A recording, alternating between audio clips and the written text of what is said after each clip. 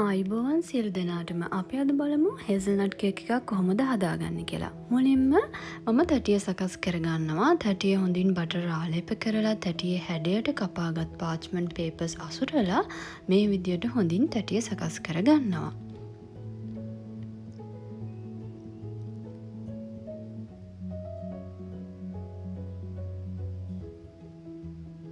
ඉන් අනතුරුව පිටිග්‍රෑම් 185කට baking powder gram 5ක් එකතු කරගන්නවා. ඒ වගේම කිරි මිලිලීටර් 50කට වැනිලා තේ හැන්දකුත් එකතු කරගෙන මේ විදිහට අවශ්‍ය අමුද්‍රව්‍ය ටික ලෑස්ති කරගන්නවා.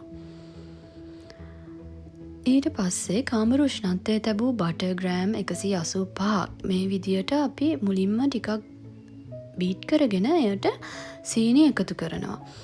සීනි එකතු කරලා අපි බටර් බීට් කරගන්න ඕනේ. මේ බටර් එකේ පැහැය වෙනස් වෙනතුරුත් ඒ වගේම එකම ආකාරයකට මෙහි වොලියුම් එක එහෙම නැත්නම් ප්‍රමාණය වැඩි වෙනතුරුත් අපි බීට් කරගන්නවා.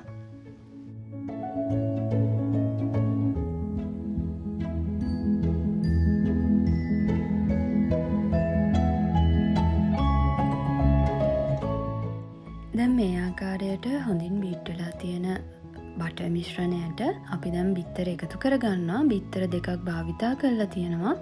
මෙහිදී මම එක බිත්තරයක් මුලින්ම එකතු කරගෙන ඒක හොඳින් බීට් වුණාට පසුව තමයි අනිකුත් බිත්තරය එකතු කරගන්නේ. එයත් මිශ්‍ර වූ පසු මෙම මිශ්‍රණයේ ප්‍රමාණය දෙගුණයක් වෙනතුරු අපි හොඳට බීට් කරගන්න ඕනේ.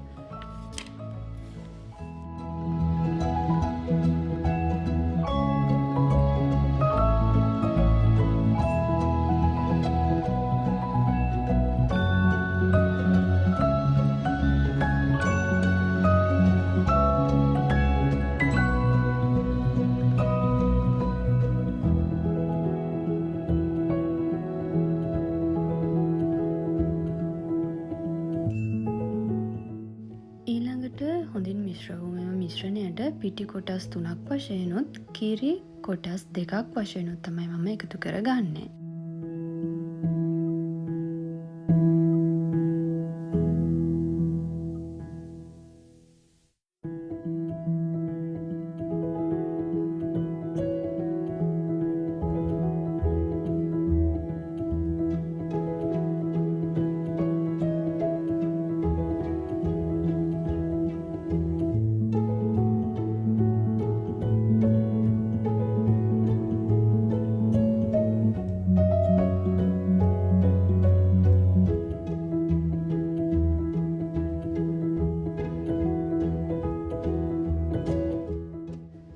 ග්‍රෑම් 100ක් හේසල්නට් මෙතනදී මම භාවිතා කරලා තියෙනවා.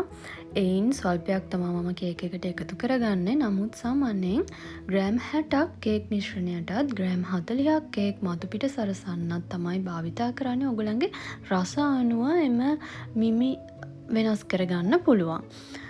ඊට පස්සේ මේ හොඳින් මිශ්‍ර කරලා මේ විදියට යට සිට උඩ දිශාවට ඉතාමත් සෙමින් මේක හොඳින් මිශ්‍ර කරලා අපි මෙම මිශ්‍රණය කේක් තැටියට මේ විදියට දාගෙන එකම මට්ටමකට කේක් මිශ්‍රණය ස්පැචුලා භාවිතා කරලා කේක් තැටිය තුළ සකස් කරගන්නවා.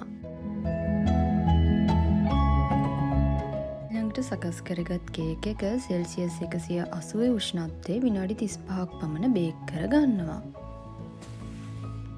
විපින් ක්‍රීම් මිලිලීටර් 100ක් මේ විදියට මම රත් කරගන්නවා මදගින්දරේ. අපි මේක බුබුලු දාන්න නටනතුරු රත් කරගන්නේ නැහැ. සමහරවිට මේ රත් වෙද්දී දුම් දානවා වගේ තේරෙද්දී ලිප නිවලා අපි ඒකට මිල්ක් චොක්ලට් ග්‍රෑම් 125ක් එකතු කරගන්නවා. එකතු කරගෙන හොඳින් කලවම් කරගන්නවා. මේකේ උකු බව වැඩිපුර අවශ්‍ය නම් බටර් ග්‍රෑම් 15ක් ඔයාලට එකතු කරගන්න පුළුවන්. ඒකෙන් තව වැඩිපුර රසක් ලැබෙනවා. නමුත් මම මෙතනදී චොක්ලට් සහ විපින් ක්‍රීම් විතරයි පාවිච්චි කරලා තියෙන්නේ. අවශ්‍ය නම් බටර් එකතු කරගන්නත් පුළුවන්. තරමක් නිවුණු කේක් එක මේ විදිහට oven එකෙන් අරගෙන ඊට පස්සේ කේක් ආධාරකයක් මත කේක් එකේ මතු පිට පෘෂ්ඨය යටපැත්තට හරවලා යටපැත්ත උඩට හරවලා ඒ මතට සිම්පල් චොක්ලට් ගනාෂ් එක මේ විදිහට දාගන්නවා.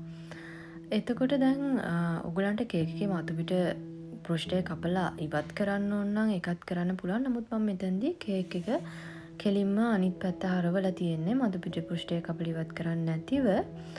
දැන් මේ විදිහට අපි හොඳට චොක්ලට් ගනාෂ් එක කේක් එක පුරාම හොඳින් තවරා ගන්නවා.